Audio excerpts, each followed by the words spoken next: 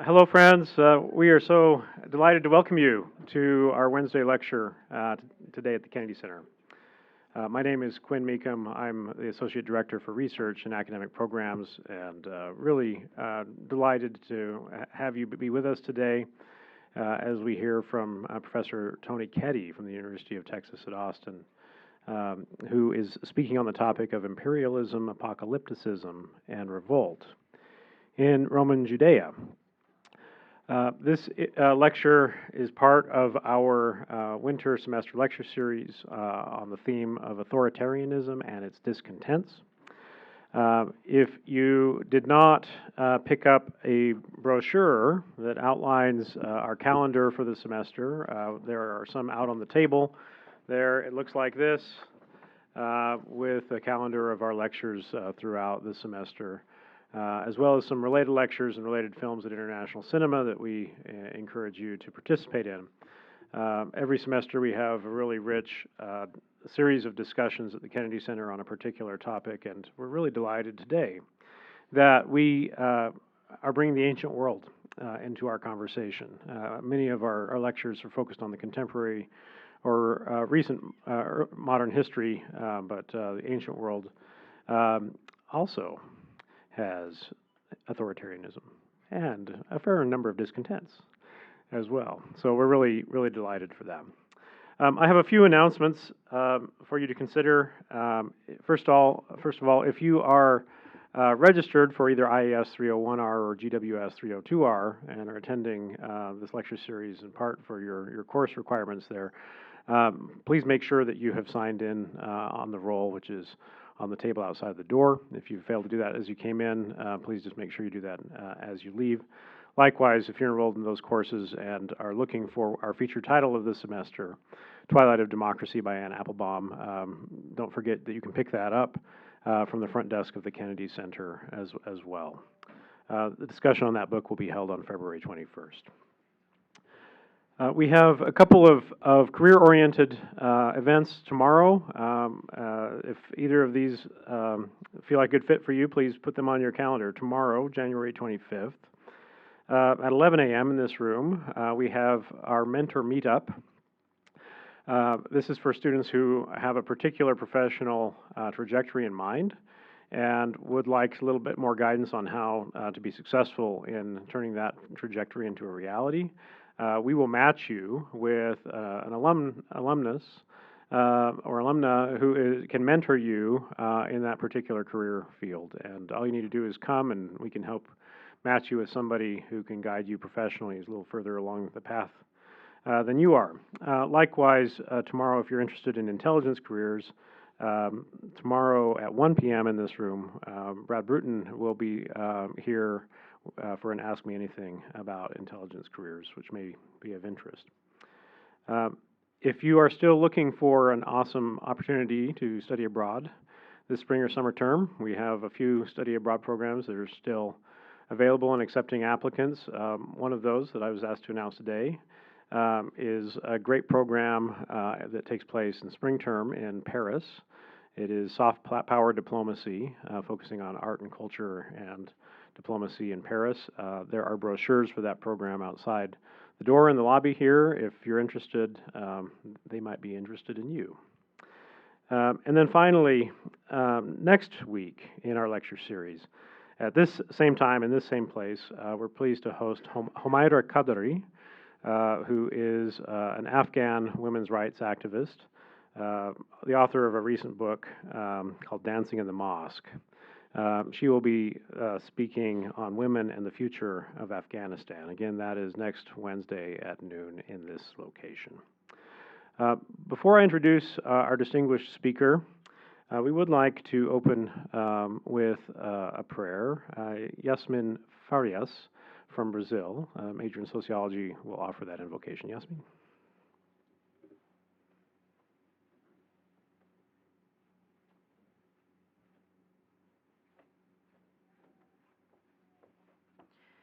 Dear Heavenly Father, we thank you for this opportunity to be here today. Thank you for the opportunity to attend this university and this lecture. We ask you that you may bless us and open our minds so that we can learn and grow in understanding and become closer to you and to our purpose here. We ask that your Spirit may be with us, and we say these things in the name of Jesus Christ. Amen.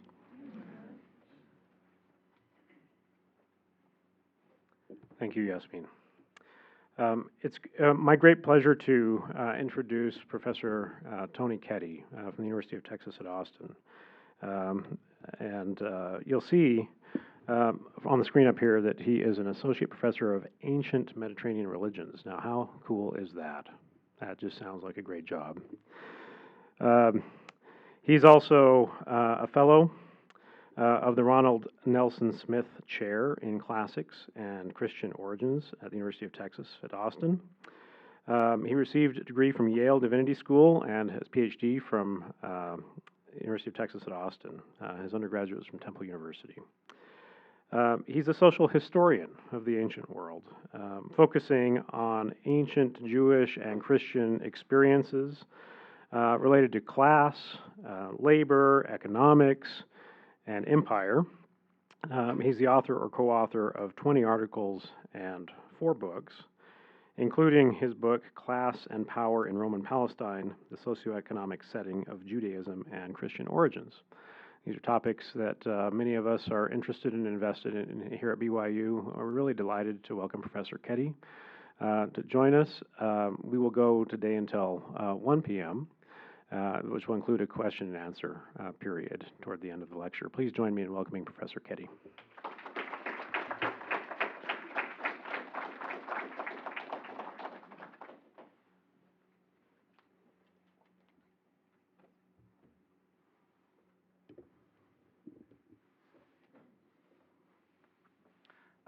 Thank you, Dr. Meekum, for that introduction, and I'm just very, very grateful to Drs. Gray and Meekum and the ANES department, the Kennedy Center, for the invitation to be here with you all. I wish it were more than 2 days because I can't get enough of this community where I am learning so much from discussions with faculty and students who are making me think differently about things that I've been working on, and it's just been a really generative experience for me. And so I'm grateful for your hospitality and for being here today.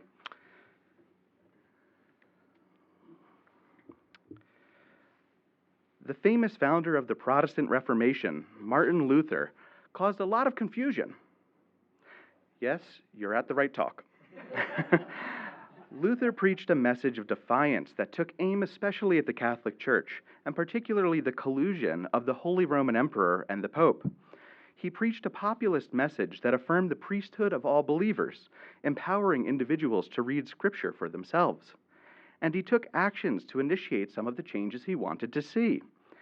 He translated the Bible into the vernacular, German, and insisted that the laity's interpretation of the Scriptures should govern their faith, not the Pope's dogma.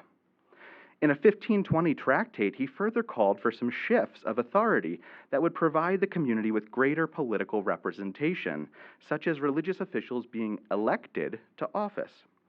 Now, Luther was an ardent apocalypticist and an avid reader of the Apocalypse, the book of Revelation. He believed he was living in the end times and that Christ would return during his lifetime. So he perceived in Revelation's visions of the end times inspiration and justification for his dissent. This was the only book of the Bible for which he commissioned illustrations.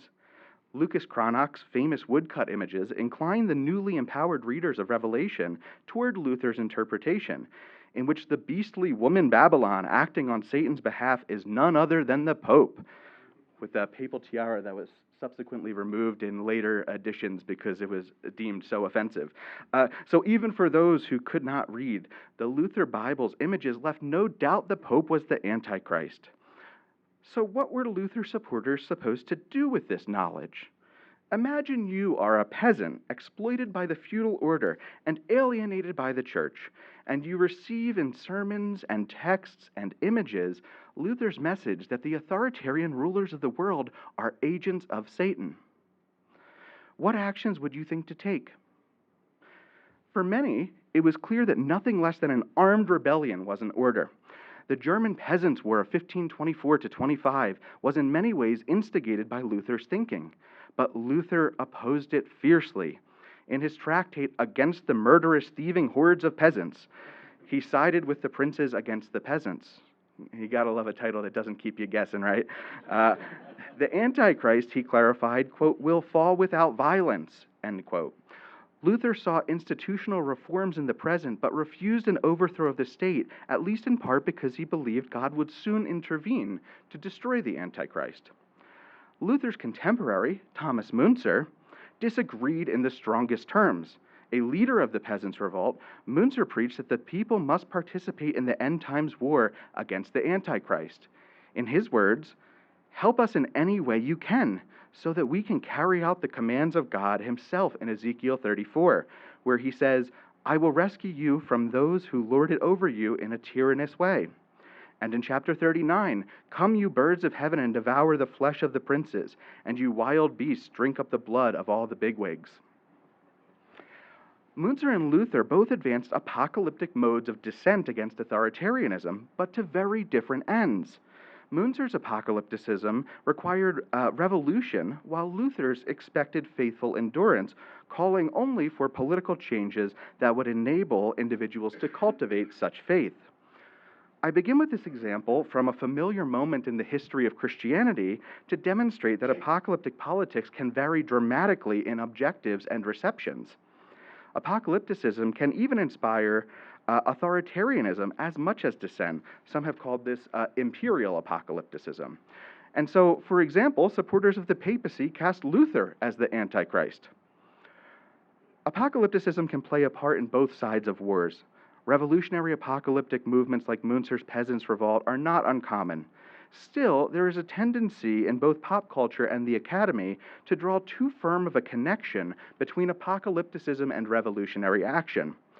I would wager that it has been far more common for apocalypticism to discourage revolutionary action through its orientation toward the future and the need for divine intervention to change the world.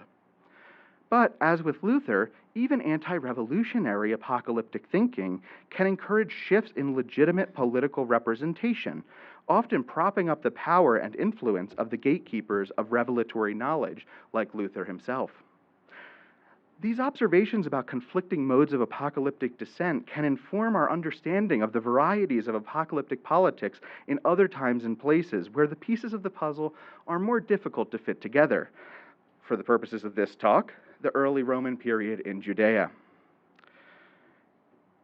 Framed by the Roman general Pompey's conquest of Judea in 63 BCE and either the Roman destruction of the Second Temple in 70 CE, effectively ending the so-called First Revolt against Rome. I say so-called because we have lots of revolts in these periods. In this period, we just happen to single out two. Or the failed Bar Kokhba revolt against Rome in the early 130s. Across this period, we had the building of the Jerusalem Temple Mount, and I'm going to fill in this space with some more differentiations of political rule and regime change to show you how complicated this period really is in a moment. But starting with 63 BCE, that's when we have Rome on the scene in an authoritarian way. You're looking there at the image, the famous image from the Arch of Titus in Rome, showing the triumphal procession with the plundered furniture from the temple, the procession of the Jewish captives and leaders of the revolt in Rome that was commemorated by the Romans and really fueled a major campaign of anti-Judaism following this time. So that's just a kind of major landmark for thinking about the period, and something that is important, but it's also easy to read that into the whole period. Read that retrospectively. Think of that that moment of that clash as definitive for the whole period. I'm going to suggest it's a bit more complicated. So this period is often described as one of constant antagonism between the Roman Empire and their Jewish subjects in Judea. Because we know about several revolutionary movements from early Roman Judea, And our surviving literary sources from Judea in this period are overwhelmingly apocalyptic. It has been easy to perceive this apocalyptic literature as revolutionary, the revolutionary movements as apocalyptic, and both as doggedly anti-Roman. The historical stakes of such claims are huge, since they identify anti-imperial revolutionary apocalypticism as a major impetus for the origins of Christianity and the Jewish revolt that led to the temple destruction and prompted the rise of rabbinic Judaism and the partings of the ways between Judaism and Christianity. But was apocalyptic discontent so clearly and uniformly linked to anti-Roman revolutionary movements in this context? Like any pesky academic, I'm here to say things aren't so simple. The remainder of this talk investigates the relationship between imperialism, apocalypticism, and revolt in early Roman Judea, and I promise I'll leave the Protestant Reformation behind. Let's begin with an assessment of the character of the Roman political regime. I can do no better than to quote the Stanford Don of Roman economic history, Walter Scheidel. That's not him, that's the Emperor Augustus. Imperial rule took the form of a military dictatorship that was supported by a large standing army managed by a professional officer corps, but masked by the formal continuation of certain republican institutions. Rulers drew on the services of a very small but gradually expanding patrimonial proto-bureaucracy and the cooperation of select members of the wealthy elite. It's that last part, the cooperation of select members of the wealthy elite, that we're going to zero in on here. So, in my book, and forgive the self-promotion, Class and Power in Roman Palestine, I rejected the widespread assumption that Rome all at once imposed foreign fiscal and administrative institutions on Judea and initiated a rapid process of unilateral cultural change, what's often called Romanization. The Roman eagle didn't descend upon Judea in one fell swoop. Instead, Roman provincialization happened in fits and starts, sometimes resulting in significant and dizzying shifts of sovereignties, borders, and fiscal practices.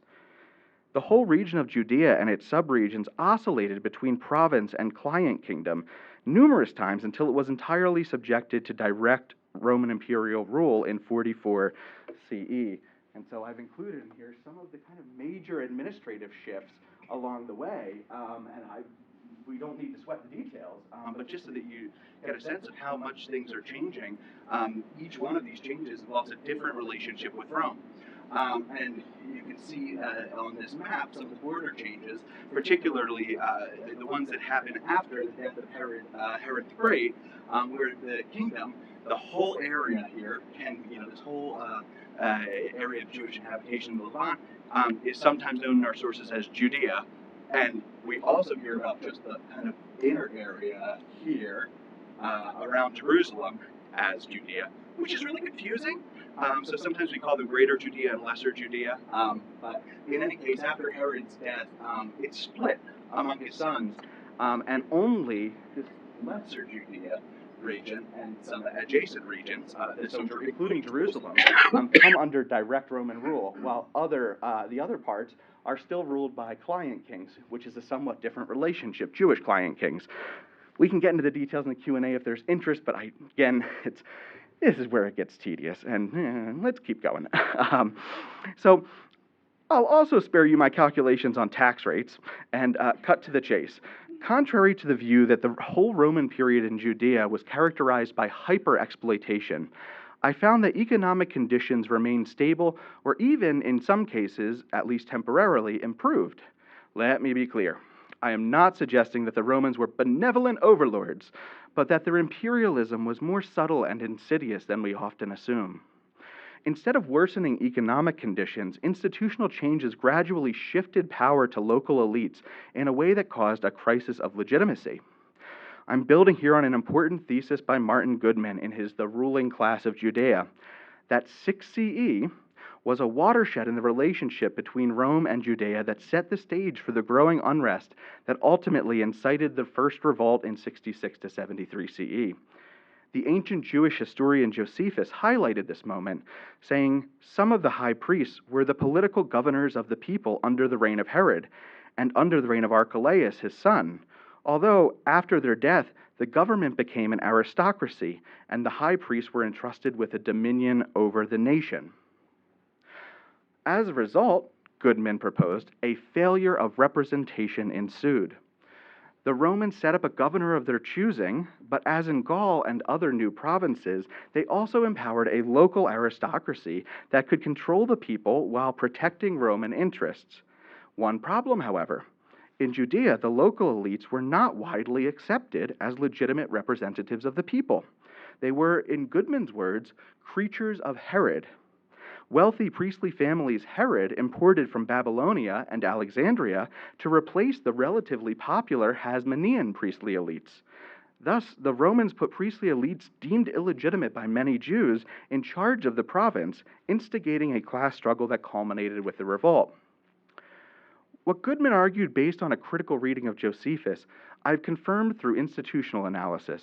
These priestly elites acquired private land, gained power over taxation and market regulation, acted as creditors, and assumed positions of political influence. Together with these shifts in wealth and power, these priestly elites joined with non-priestly elites in the formation of a distinctive class culture that adapted wider trends among Roman elites, particularly in the East. From their lavish building styles, to their flashy tableware, to their new styles of monumental tombs, and bone chests. The class values and interests of these newly empowered political representatives would have appeared increasingly foreign to most Judeans. I want to focus further on this question of legitimacy in the aftermath of 6 CE. Following Michael Sayward, Sarah Wessel, and other recent scholarship in political science, which I'm just dipping my feet into, so I hope some can inform me better of trends that might be useful for thinking about this. I stress that political representatives, regardless of whether they inherit their offices, are elected, or are appointed, must constantly negotiate their legitimacy through reciprocal processes of claim-making and claim-receiving. Dissenters interrupt this dynamic between representatives and the represented with counterclaims that challenge legitimacy, sometimes giving rise to competing claims to legitimate representation, claims which could foster collective action, ranging from mass demonstrations to armed revolts. In early Roman Judea, apocalyptic discourse was just such a mode of dissent. It disrupted the priestly elite's representative claim-making, but to what end? Could apocalyptic discourse instigate collective action focused on institutional change or revolution? To answer this, we need to take a closer look at the claims apocalyptic discourse does make. Apocalyptic discourse is a performance of political rhetoric. I don't want that to sound too reductive. It's doing many other things. That's what I'm going to focus on for now. It aims to convince people that a cosmic struggle between the forces of good and evil is unfolding in historical events. Certain individuals and groups, so it goes, are aligned with the forces of evil, and texts provide insights into how one can join the ranks of the righteous, who will be saved in the end times. Apocalyptic preachers persuade people that their world is so corrupt that there is no political action they can take to save it. They can only endure and pray that God will soon disrupt history to bring justice to the righteous. One of our best examples of an apocalyptic group from Roman Judea, from which we have a number of apocalyptic texts, is the community of Essenes associated with the Dead Sea Scrolls and the site of Qumran on the Dead Sea. Their texts sometimes deployed apocalyptic discourse to vilify the Romans, who are called the Kettim, but most of their political angst was directed toward the current priestly leadership, whose claims to legitimacy they rejected. The priestly elites are aligned with evil forces in a cosmic struggle against God. In several texts, they are charged with falling into and trapping others in the three nets of the Satan-like figure Belial: unchastity, wealth, and defilement of the sanctuary. Other Dead Sea Scrolls, like the War Scroll, indicate that the Essenes envisioned those among their ranks participating with God and his angels to crush the forces of evil in an end-times battle. This has led some modern readers to suppose that the Essenes sequestered themselves at Qumran to prepare for a military battle against Rome, only to have their hopes fulfilled by the first revolt. And yet, none of our archaeological evidence suggests that this group was preparing for battle. The Essenes, we've come to recognize, or this is my take anyway, were a much more widespread sect of Judaism whose adherents lived in Jerusalem and elsewhere. We hear of an Essene Gate in Jerusalem, for instance. They were by no means mobilizing a holy war. Instead, their preparations for end times battle took the form of prayers and liturgical practice. And I do want to be clear that I think of this as agency.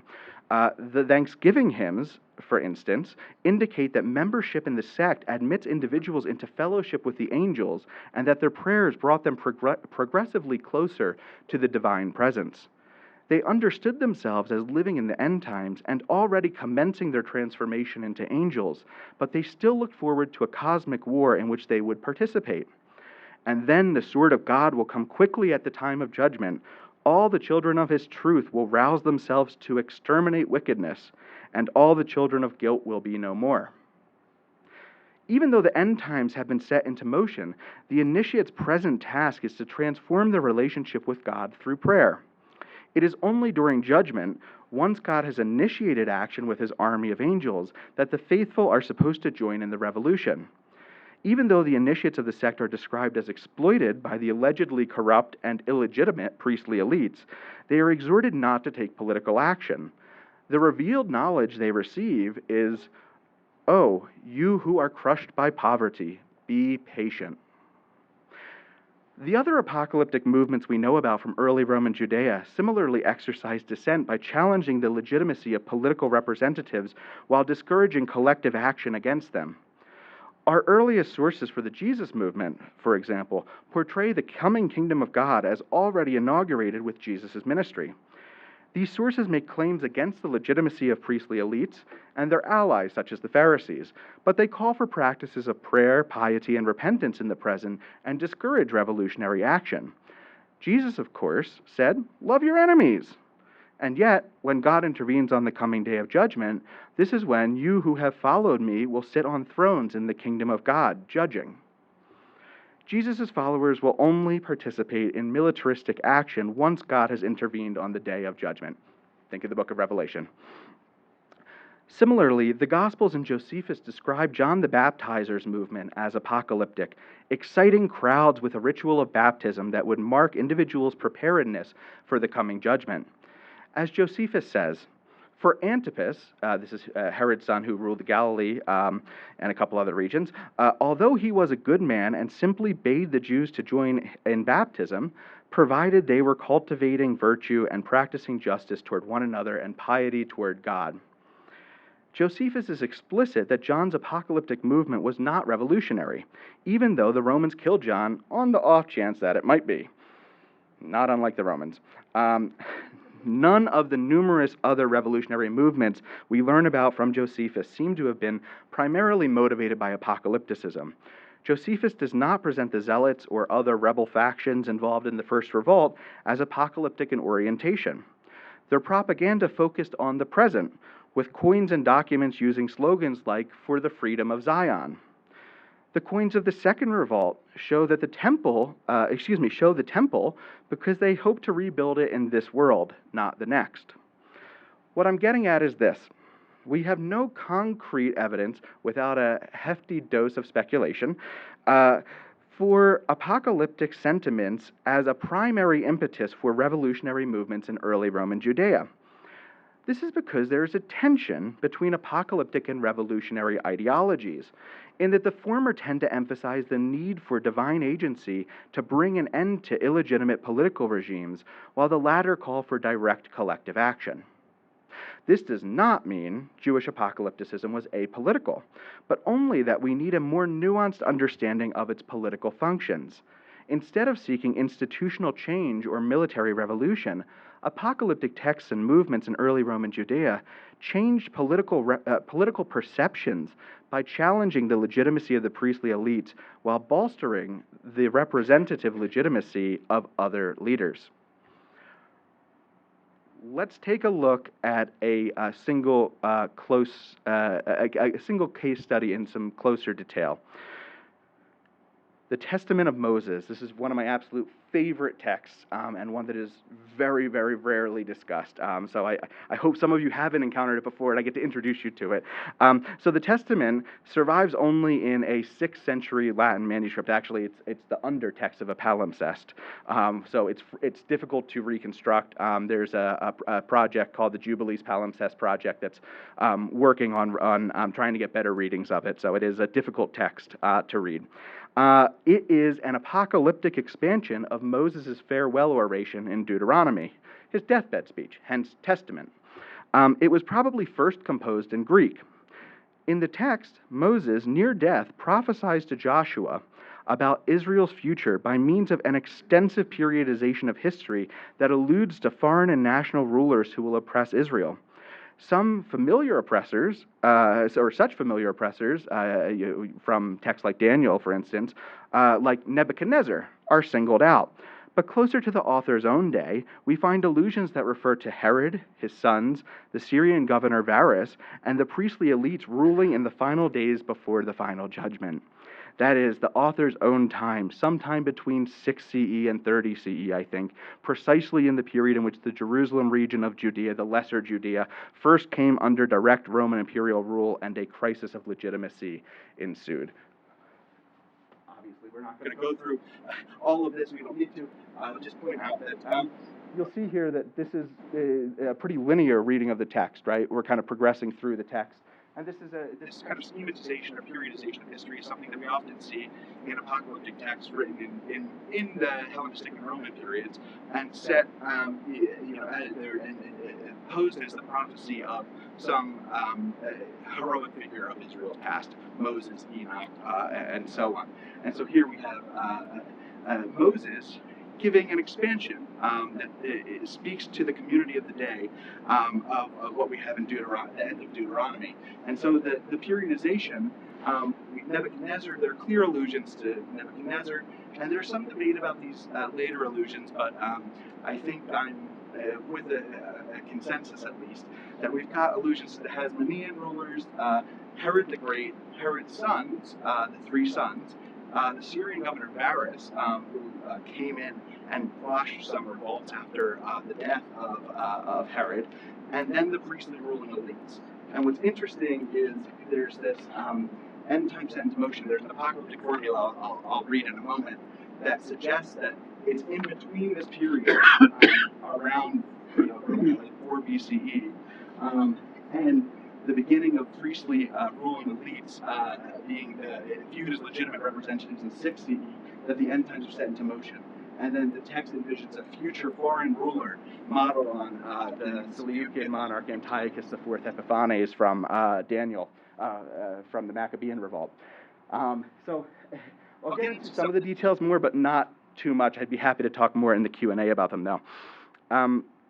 Now, Moses' prophecy clarifies that the division of Herod's kingdom among his sons and the Syrian governor Varus' military action against those who revolted would be signs of the end times drawing near. So this end times set into motion, this eschatological or end times formula here, is Moses saying, once this has taken place, the times will quickly come to an end.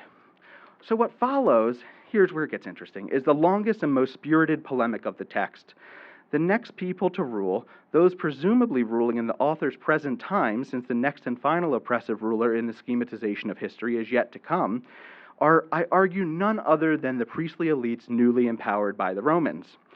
The crucial passage is as follows: "And pestilent and impious men will rule over them, who proclaim themselves to be righteous, and they will excite their wrathful souls. They will be deceitful men, self-complacent, hypocrites in all their dealings, and who love to have banquets each hour of the day, devourers, gluttons," and then we've got about 7 lines that are too difficult to reconstruct, "destroying, who eat the possessions of the poor, saying they do this out of compassion, murderers, complainers, liars, hiding themselves lest they be recognized as impious, full of crime and iniquity from sunrise to sunset, saying, let us have luxurious seats at the table, let us eat and drink. And let us act as if we are distinguished leaders. And their hands and minds will deal with impurities, and their mouth will speak enormities, saying in addition to all this, keep off, do not touch me, lest you pollute me." There are several notable elements in this claim against the representative legitimacy of the priestly elites, who are depicted here as a homogeneous class cavorting as rulers. First, the Testament literally reveals, right? This is revelatory knowledge. This class's public representation as illegitimate, false, and dangerous as a naturalized ideology of rule. These men are deceitful, hypocrites in all their dealings, and liars. As economic exploiters, they say they do this out of compassion. As priests whose lifestyle is impure, they act concerned about people polluting them by touch. As rulers, they proclaim themselves to be righteous and premeditatedly act as if we are distinguished leaders. This latter description refers back, actually, to an earlier section of the text that indicts Herod for killing off the distinguished leaders of the people, thereby implying that these priestly rulers are those Herod empowered as replacements for the distinguished leaders he killed. Despite their appearances of propriety, in all their actions and roles, the text reveals that these men are constantly hiding themselves lest they be recognized as impious. Now, second, the text castigates their distinctive class culture, their banquets, eating and drinking, identifying cultural differences as proof of their illegitimacy as representatives of the people. And third, the text specifically denounces this class as those who consume the goods of the poor. A clear charge of economic exploitation, this focus on consuming products as opposed to monetary impropriety likely points to the priestly consumption of tithes. The Testament is clearly a text of political dissent against the priestly elites, but does it urge its audiences to take revolutionary action against them or the Roman officials? No. Instead, the Testament locates human agency in prayer, commandment observance, and martyrdom. And yet, the scribes who compose this text do seem to have engaged in self-legitimation. They must have been among the privileged 5%. You'll get different guesses on high or full literacy in antiquity, ranging from 2 to 10. So I'm going with 5 or so of the population with high literacy. Yet we also know they were alienated from the literate elites among the temple leadership and their allies. I think it's most likely that they were scribes responsible for administration at the municipal level, at the local level, maybe villages, small towns. They answered to the priestly elites and Roman authorities, but were also responsible for representing the interests of their constituents in order to prevent uprisings. They were what Sarah Rollins and Giovanni Bazzana have described as middlers, caught in an ambivalent position between conflicting political representations. There are several ways that the Testament legitimates local authorities like the scribes who produced the text as the positive counterpart to the priestly elites that it condemns. For example, Moses emphasizes that Joshua must arrange proper local rule. This is magisteria locorum in the Latin, in justice and righteousness. Together with other clues in the text that I could discuss further, this magisteria locorum implies the political authority of local leaders such as scribes. So it's no coincidence that the only group valorized in the text, a man named Taxo and his sons who endure martyrdom rather than break the commandments, are identified as Levites. In our sources, scribal functions are often attributed to Levites, and Levites are frequently invoked to critique priestly elites. The Testament thus depicts Levites and the ideal magisteria locorum, local rule, positively, while strikingly leaving no place whatsoever in its utopian polity for a high priest. In sum, the Testament eschews human agency to change the political order, objectifies the priestly elites as a class that is responsible for widespread oppression, and legitimates the position of local leaders as the true representatives of the people. So then, was apocalyptic discontent typically linked to anti-Roman revolutionary movements in early Roman Judea? All of our apocalyptic texts and movements certainly express discontent with this world, with a political state of affairs contingent on Rome. But the main targets of dissent in nearly all our sources for apocalyptic texts and movements are not the emperor or governor, but the priestly elites making claims to legitimacy to maintain their enfranchisement by Rome as representatives of the Judean people. To be clear, these instances of apocalyptic dissent are Jewish critiques of contemporaneous Jewish leaders deemed illegitimate and immoral. None of these texts are anti-Jewish, anti-clerical, or anti-temple. Apocalyptic dissent against the legitimacy of priestly elites, and in a more abstract way against Roman imperialism, might very well have been received and reframed in ways that fan the flames of revolutionary ambitions, just as Luther's reformist apocalypticism was transformed by Munzer into a revolutionary apocalypticism. But if this was the case, we are lacking clear evidence for it. Our surviving sources for apocalyptic texts and movements in this period do not call for revolutionary action in the present, but rather a shifting of political allegiances as the righteous wait for divine action. Instead of looking for causal links between apocalyptic discontent and revolution, we need to consider more seriously how apocalypticism may have discouraged revolutionary action. One tableau from Josephus's description of the Roman destruction of Jerusalem in 70 CE, with the tumble from the temple seen here, the Temple Mount, however fanciful it might be, there's arguments about this, shines a light on this connection. The Romans then proceeded to the one remaining portico of the outer court, on which the poor women and children of the populace and a mixed multitude had taken refuge, numbering 6,000. And the soldiers, carried away by rage, set fire to the portico from below, with the result that some were killed, plunging out of the flames, others perished within them, and out of all that multitude not a soul escaped. They owed their destruction to a false prophet, who had on that day proclaimed to the people in the city that God commanded them to go up to the temple court, to receive there the tokens of their deliverance. Numerous prophets, indeed, were at this period suborned by the tyrants to delude the people, by bidding them await help from God. The apocalypticists showed up, but did not take action. That's God's role. Thank you.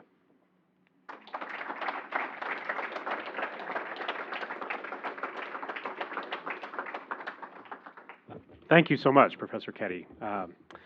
You've given us a lot to think about, and we do have some time for a discussion. So we'll take about 15 minutes for your questions and the following discussion.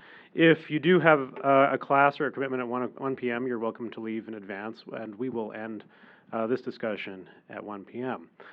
When you do have a question, just raise your hand. We will pass you a microphone. We invite you to stand up, tell us your name. If you're a student, please tell us also what you're studying, and we look forward to your contributions. Thank you. Thank you. Yes, in the back? Blue? Thank you. I just wanted to know if you had explored other areas of history where you saw a connection or disconnection, perceived connection, between apocalypticism and revolt. Yeah. Not as much as I'd like to, but I regularly teach a class on apocalypse and empire, and we flirt with some of these things, and the students sometimes do projects on them, so I'm learning from them, as always. Some examples would be, there's a recent book by James Crossley, actually, on the English peasants' revolt with John Ball. As an example of revolutionary apocalypticism.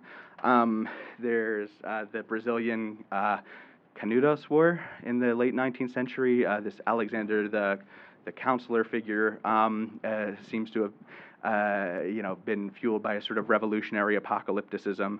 And then you can look to movements today like the Rod of Iron ministries, which this kind of Pennsylvania offshoot of the sect known as the Moonies, that are, that think that they need to play a role in bringing about the end times, a military role. So those are just a few examples. Is that kind of what you were getting at? Yeah. It's also the case that a number of millenarian cults, so to speak, end times cults, can be viewed as looking to take revolutionary action.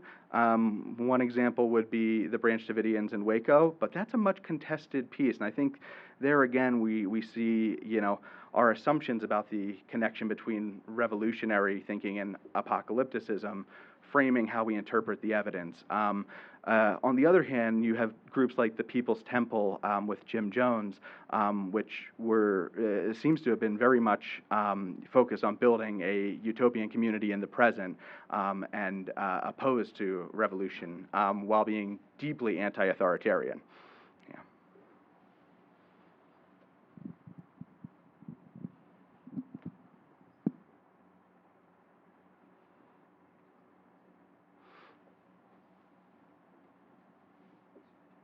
Thank you. Hi, I'm Camille. I'm studying bioinformatics. But so a lot of what I gathered from your lecture was how these people almost revolted or had this apocalyptic ideology from the lack of representation. How the people in Luther's time, they weren't being represented in the Catholic Church because they couldn't read the scriptures.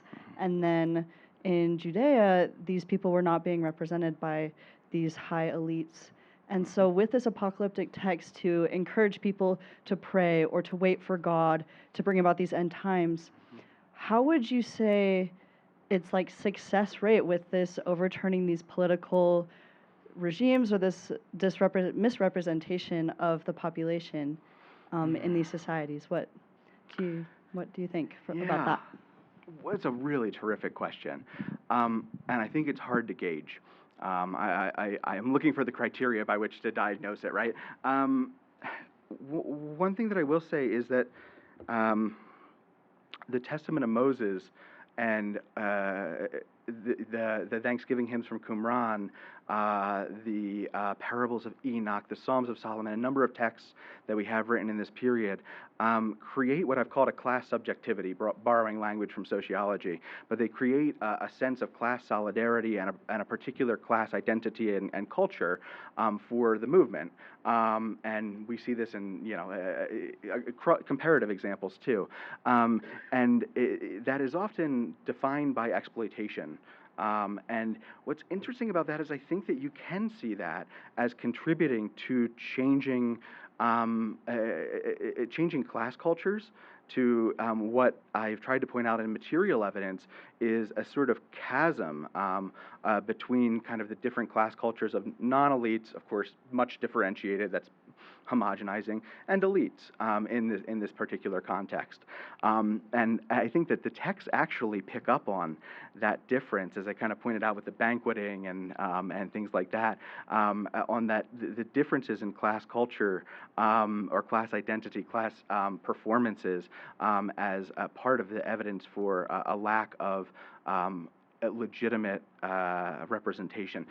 So that said, I'm really curious how much we can think of these texts while not immediately calling for direct collective action, although possibly being received that way and reframed that way by others, while not making that connection directly. I see them legitimating other sort of representatives, right? Changing sort of political perceptions, but also contributing to a sort of different a different sense of where one fits in society in terms of class. And so I think that's important. And we really have to squeeze these sources for every little bit of, information we can glean from them to put them into dialogue with the changing material culture patterns and the comparative evidence from other provinces. But I do think we can see that it kind of happening to some degree, or at least I would model it that way. The bigger question for me is where in what venues, in what social settings can we imagine these texts being transmitted?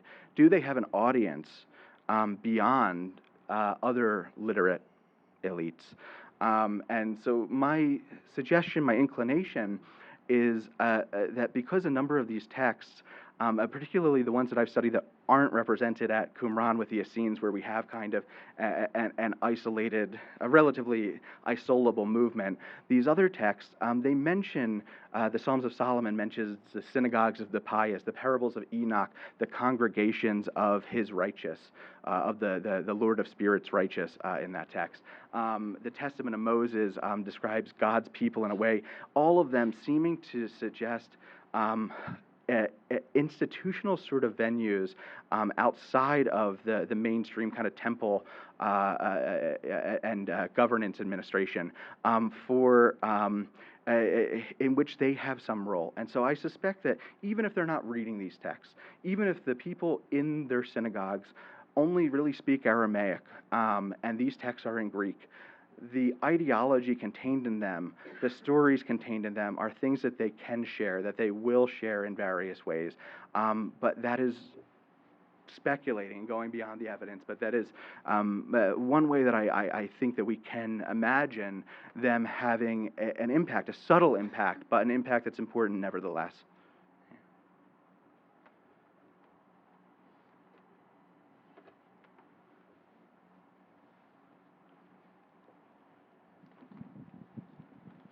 Hi, my name is Valerie Olson, and I'm studying Japanese. But my question kind of relates to, okay, so when you were talking about Luther and Münzer and how they had a different approach to, or a different response to the perceived injustices and things like that, Münzer wanted people to take action. So within Roman Judaea, was there ever any indication that there were, I guess, radicals who thought we should take action? And if there were, I imagine the Romans would not have liked that, but how is how is it perceived among other Judeans? Oh, interesting. Okay. So are you asking about apocalyptic radicals in particular, or just rebels in general, revolutionary movements in general? Like you mentioned, most people were apocalyptic revolutionaries, but they were waiting for divine intervention. Were there people who didn't want to wait for divine intervention? Yeah, absolutely. Yeah, thanks. It's a great question. Yeah. And so we have these first and second revolts, so-called, right? They're the big ones. What's really interesting is to put the Testament of Moses in particular into its most local context, looking at those allusions in the text. And that period, the last year of Herod's life, we have two sages going to the Temple Mount and pulling down a golden eagle that Herod had installed on the Temple Mount and chopping it up into pieces together with their students. We only hear about it from Josephus. Their motives are supposedly concerned about graven images transgressing the law, but there might have been other things going on. It could just be an act of dissent against Rome, but it doesn't seem to have been military action. Then we have uprisings as soon as Herod dies and the kingdom is split among his sons. We hear of 3 individual rebel leaders taking military action, which brings in that Syrian governor against them. And then after the census of Quirinius, which we have in the Gospel of Luke as kind of setting the beginning of the story of Jesus with the census.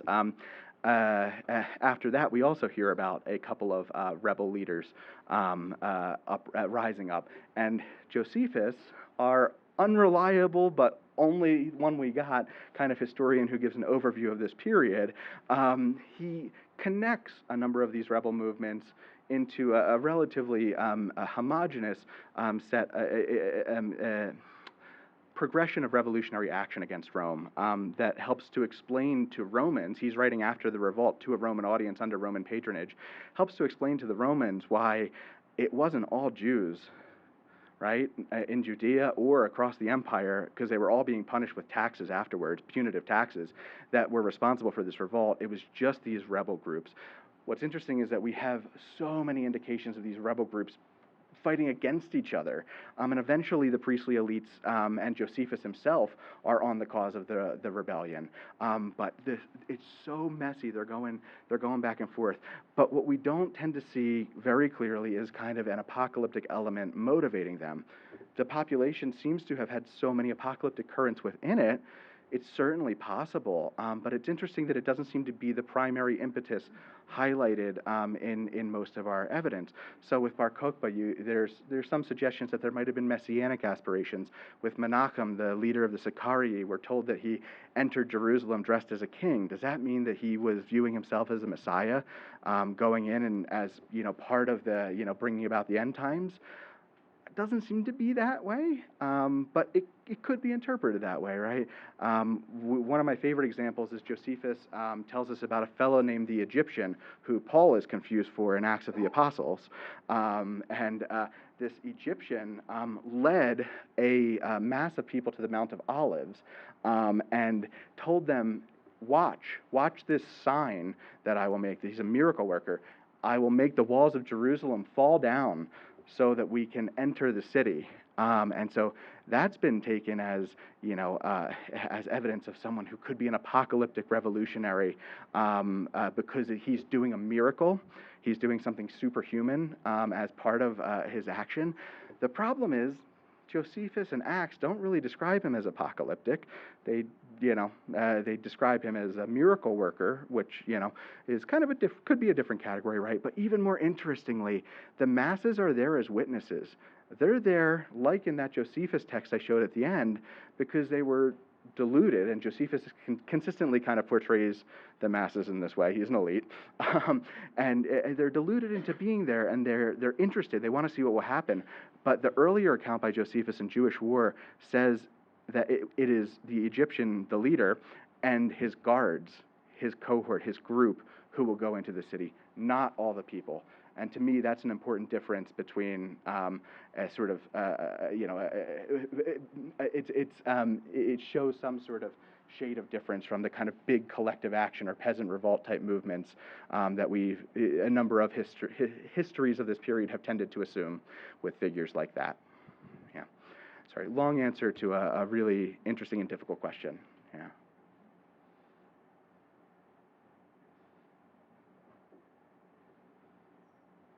All right, I'm going to ask one more question Uh-oh. at the end. I think this may be our last question. As you were discussing the elites that were the subject of Testament of Moses and others, I thought I heard echoes of the New Testament in there, and the condemnation of the Pharisees and the Sadducees. And I'm wondering if you see a link between the way in which the social order was portrayed in the New Testament and these other apocalyptic claims. Absolutely. Thanks for that question. I spoke in the talk yesterday evening a bit about clash between the Jesus movement and the priestly elites, best represented with the confrontation with the money changers at the Temple Mount in the Gospels. But the Pharisees are a really interesting example. The Pharisees, they're sometimes viewed as the middle class in this period and strictly connected to the rabbis who, in some of the rabbinic sources, they associate themselves with the Pharisees, but they're actually quite difficult to pin down. But to some degree, at least some of them are serving as what have been called retainers for the elites, for the priestly elites.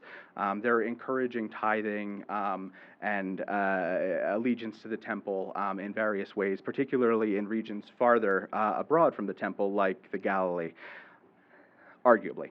Now, in terms of the Gospels, the woes against the Pharisees, which we have in Luke and Matthew in the so-called double tradition in the Gospels, in Matthew 23, it seems to really be shaped by Matthew's context of after the revolt of competition with rabbinic Judaism.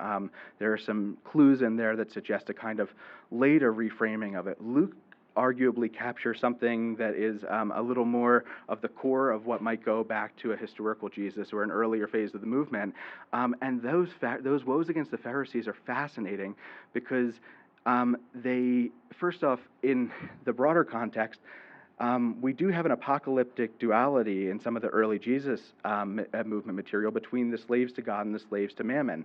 And the Pharisees are represented in those woes as slaves to mammon, to wealth, particularly to unjust wealth. I think quite like what we hear in some of our other apocalyptic sources, wealth is one of the nets, the traps of Belial on the Dead Sea Scrolls, the ill-begotten wealth of the kings, the mighty, and the landowners in the Enochic literature, and so on.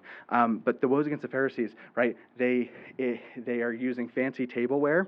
They are interested in burials. They are looking for honor in synagogues and markets, and a few other things to that effect. They're encouraging tithing.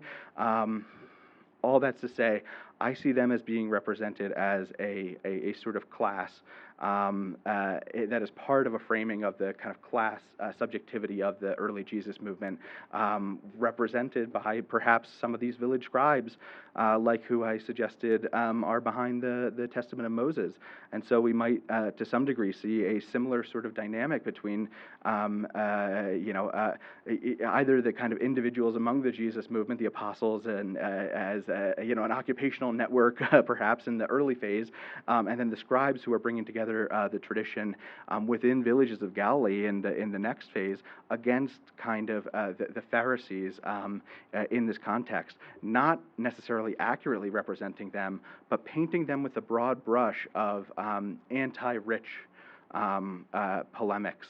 And so I think there's definitely something there, and maybe a takeaway from looking at the question of legitimacy and how these apocalyptic texts are working more broadly is probing that literature to see to what degree the early Jesus movement literature, to what degree we have evidence of trying to overturn the Pharisees, or trying to challenge their positions of authority in a way that's doing more than delegitimating them. And I don't see in our sources sort of anything like procedural, anything like Luther's tractate to the Christian nobility on, what needs to be done. But that doesn't mean that might not have been implied in some way or another, or discussed outside of the sources that we're lucky enough to still have. Again, it kind of comes down to how we fill these gaps. And I would put the Jesus movement alongside these texts I've looked at and these movements I've looked at. And the maybe bottom line would be it's a long-standing theory, but the increasingly revamped and repopularized theory of the Jesus movement as a peasant revolution, I think needs serious reconsideration. Great. Thank you for your participation. Thank you so much.